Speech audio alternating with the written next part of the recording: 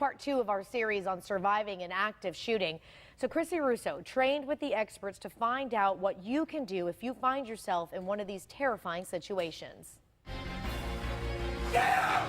Get out here right now! In the first story on surviving an active shooting, we learned to stay out of denial and to run as a first option. Shots fired.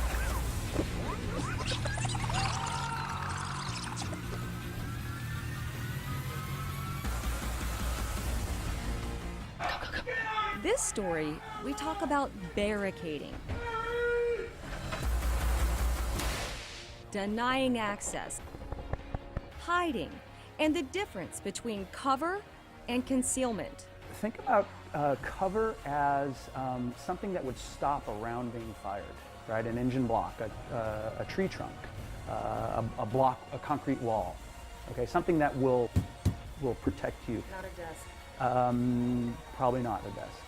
Concealment is, think about maybe a hedge of of bushes. You can hide behind it, but certainly won't stop around. The one thing is when you do hide, is to barricade yourself. If you can lock and/or barricade the door with something, that would be one of your options. One of the first options to do. Silence your cell phone, right? Make sure that it's off, not just the ringer is down. There have been over 150 active shootings since 2000. Looking back, researchers find the #1 most successful thing people did to survive: they locked the door. Locking doors has worked 100% of the time. Inward opening doors. Consider installing a turn lock. You don't want to be fumbling for keys when all you're pulling from is your lizard brain. And if you have an out-opening door which can't be barricaded, buy this online. It's a $12 tool called Tack Wedge Cinch. Keep it in your classroom, keep it in your office, keep it in your purse, somewhere where you can find it. 1 out of 5 shooters were stopped by people at the site before police got there, most of whom were unarmed.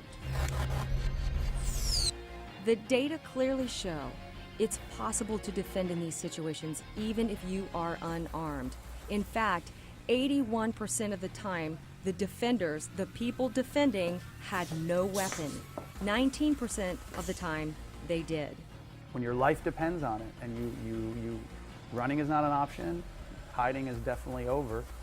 You need to be able to fight. If you're going to fight, and it's just you, then you have to have that mental awareness, that mental fortitude to say, okay, this is my last resort.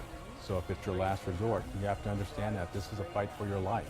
Coming up in our third story on surviving an active shooting, the basics in going for the gun, swarming the shooter, and staying out of the line of fire.